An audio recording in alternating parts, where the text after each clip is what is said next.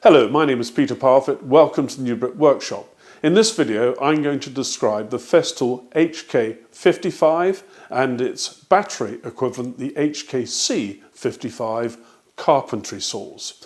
I'm also going to describe the FSK guide rails, which are designed specifically for these machines. Now, you may have seen my recent video where I showed Mr. Phil Beckley from Festool describing the big brother of these machines, the HK55, and that's the machine that takes the dado attachment. Neither of these two can have that attachment fitted. Now, I'm going to start with the mains powered HK55. In the box you get the machine itself, you get instructions and guarantee information, and of course the Festool plug-it cable. Now, the machine has a 1200 watt motor with electronic speed stabilization. The speed range is adjustable from 2000 to 5200 RPM. The blade diameter is 160 millimeters. Now, although this is the same diameter as the blade you would find on the TS55 saw, it is a different blade, and there's a little symbol on here that indicates that this blade is not suitable to be fitted to the TS55. The reason is that the kerf of this blade is 1.8 millimeters compared to the 2 millimeters of the TS55. Now, depth of cut is from 0 to 55 millimeters. Now, when it's on a guide rail, that goes down a little bit, just as it would with the TS55. Now, whereas the TS series of saws are plunge saws, so that you do the plunge each time you start a cut, the HK series of saws have the blade already at the depth that you desire before you start the cut. You can still do plunge cuts with this machine, but it's not the normal way of using it. And you have to remember that because that blade is usually down below the cutting surface, that when you finish the cut, that blade is still spinning, and unless that blade guard has fully retracted, then you need to be extremely careful when handling the saw and putting it down. And the blade guard has a riving knife feature built into it. Now, let's look at the controls in a little more detail. Here you have the on-off switch just here, but in order to make it operate you have to move this safety catch forward. There is the socket here for the plug-it cable. Here is the speed control, and it's numbered 1 to 6. The depth of cut is adjustable here, and that's got two sighting positions. One has got the letters FS next to it, which gives you the reading were you to have this on a guide rail, and the other is the actual depth if you are sawing directly on top of your piece of wood. Just here is the angle adjustment, and it goes from 0 to 50 degrees. Now, you'll see this black lever here. When you press down on that, you'll see the blade guard retract. And in order to do a blade change, it's very simple. There's this fast fix tab here. Pull that forward, and inside there you'll find the key for undoing the blade.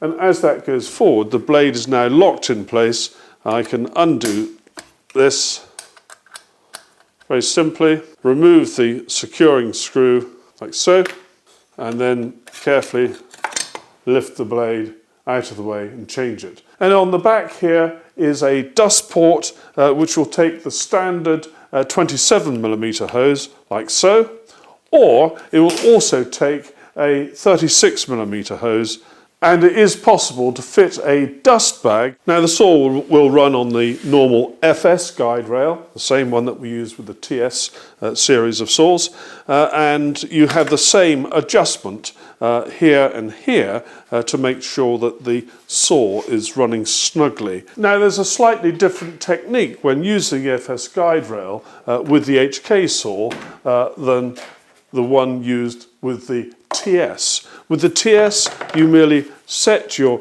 depth of cut, put the machine anywhere you want it on the guide rail, and then start your plunge and start the saw going and make your cut. No fuss at all. With the HK, you still have to set your depth of cut to the appropriate depth here. But then as you introduce the machine onto the guide rail, you have to ensure that the blade guard is up out of the way. Put the machine down onto the guide rail and then start your cut.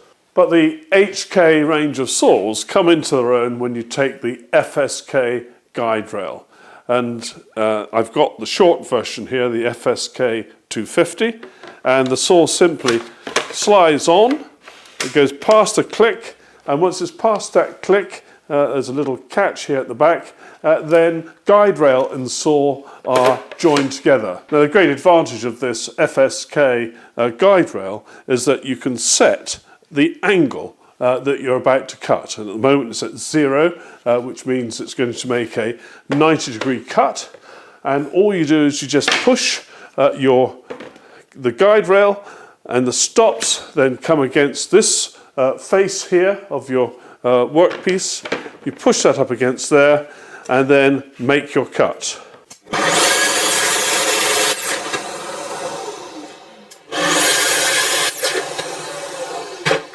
Well, that was set at 90 degrees, and that's certainly close enough for carpentry work. Right, well, I can adjust this angle. It's currently on 0, which makes the 90-degree cut.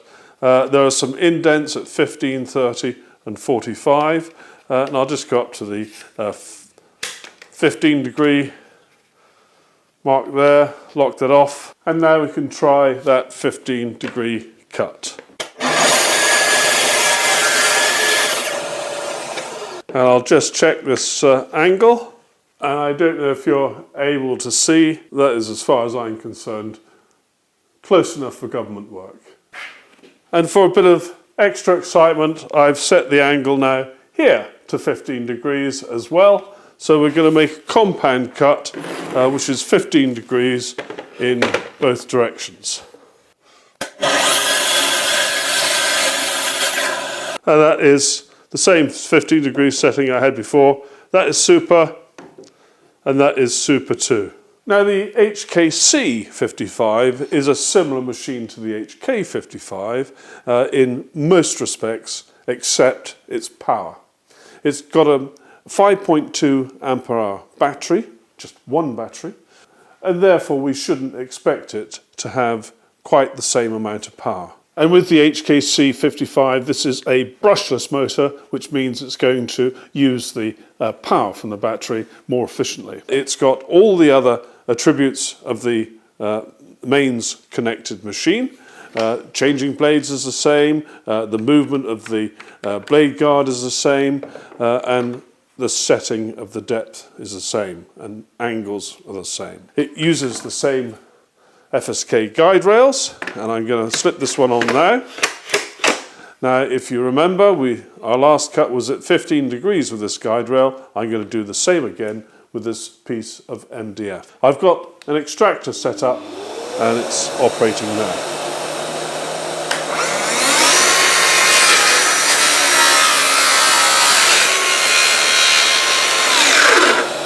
I've now set the angle here to 15 degrees as well, and we'll do that same compound cut that we did with the HK55.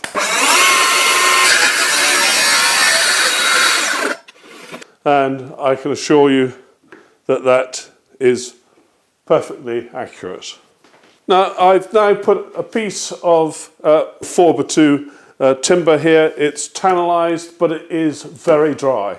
This has been in the workshop for over a year. So I'm now going to try that same compound cut, this time through the 4x2.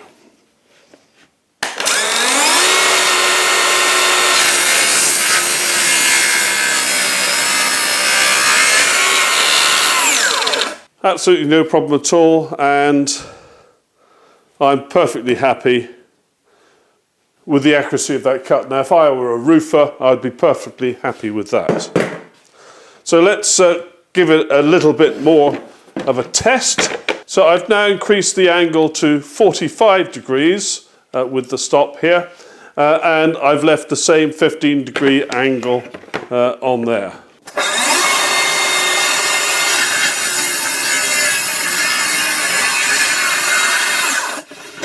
that didn't falter at all. Right, I've now got a different piece of wood which I picked up from the timber yard. It was outside. I've had it in the workshop for about 4 or 5 days now, and this reading is about just under 23% moisture. Now I'm going to do that same compound cut, 45 degrees and 15 degrees that way, and bear in mind this timber is actually thicker than that previous piece because this is rough sawn. We'll see how it goes.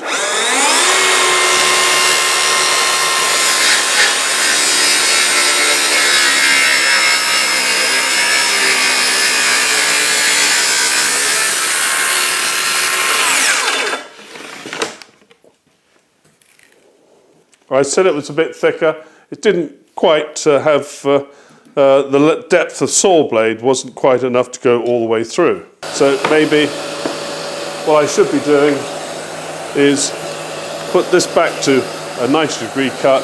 I've still got the other angle, and here we go.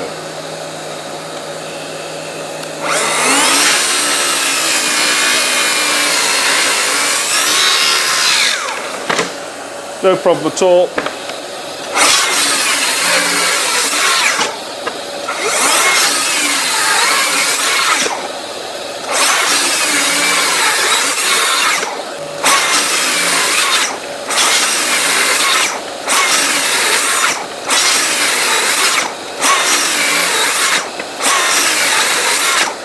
I'm sorry, I was getting a bit bored with that. So anyway, it's still going strong. There is a battery indicator just here, which if I turn this on briefly, you can see it gives you a battery status. That's still got all 3 bars showing. Now I've still got the same battery on here. I've marked this wood so you see I'm not cheating and doing double takes and all that. 2 lines there, 2 lines there, 2 lines there. I'm going to continue making cuts until this battery goes flat.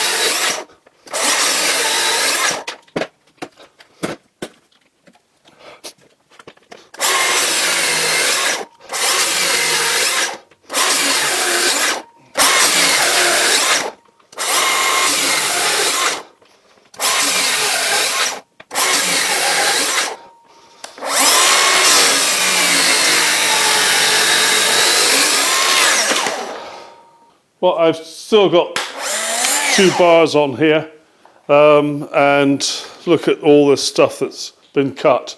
That's 36 cuts altogether. Right, this oak is 30 millimeters by about 250 millimeters, and I'm just going to do some straight cross cuts. It's not a particularly nice piece of oak, but we'll see how it goes.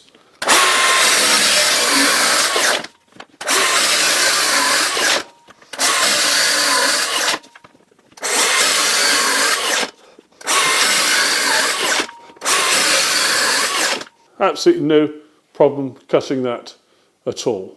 Now you saw me using the bag for the cuts in that piece of 4x2 and also the oak, and that bag is now just full.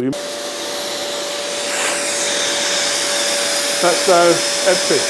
Well, that completes my quick introduction to the HK55 and the HKC55, and I've tried to prove the point that the HKC with its battery has got plenty of guts, and every single piece of wood that you see there has been cut with the same battery, including the oak.